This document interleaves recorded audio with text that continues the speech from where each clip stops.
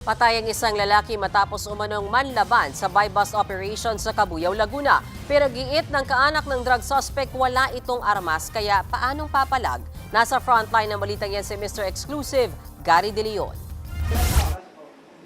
Napasubsob ang lalaking ito sa kalsada sa barangay Gulod, Cabuyao, Laguna. Kasunod niyan, ang mga armadong sibilyan na mga miyembro pala ng CIDG Laguna. Pinalibutan ng CIDG ang nakaundusay at dugo ang biktima.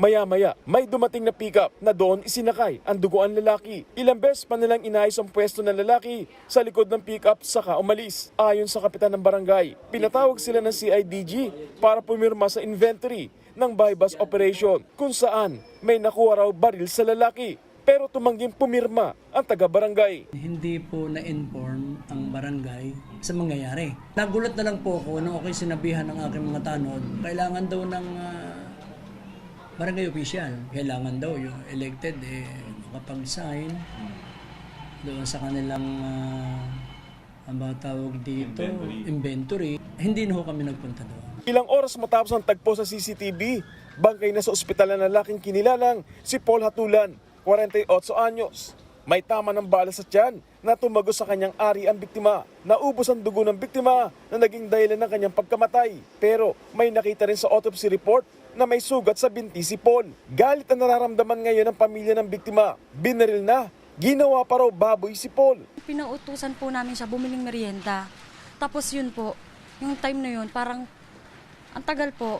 Para ayun na po, may ano po sa amin na nabaril nga daw po siya. Talagang pinaputukan or nanlaban, ba't po may hiwa sa ganito? Yung sa CCTV naman po wala pong hiwa.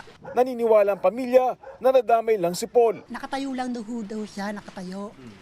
Na bigla daw na may dumating na dalawang sasakyan.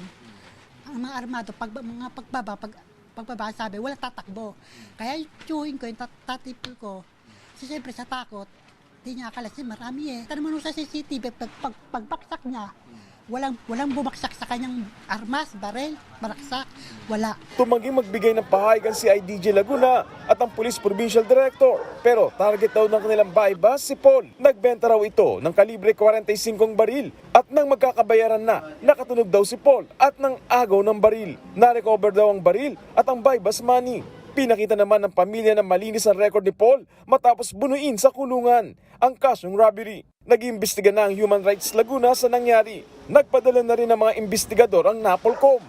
Nagbabalita mula sa frontline, Gary De Leon, News 5. Mga kapatid, Mean Los Baños po, huwag magpahuli sa mga balita at impormasyong dapat ninyong malaman. Para sa mas malawak na balitaan at diskusyon, mag-follow at mag-subscribe na sa social media pages ng News 5.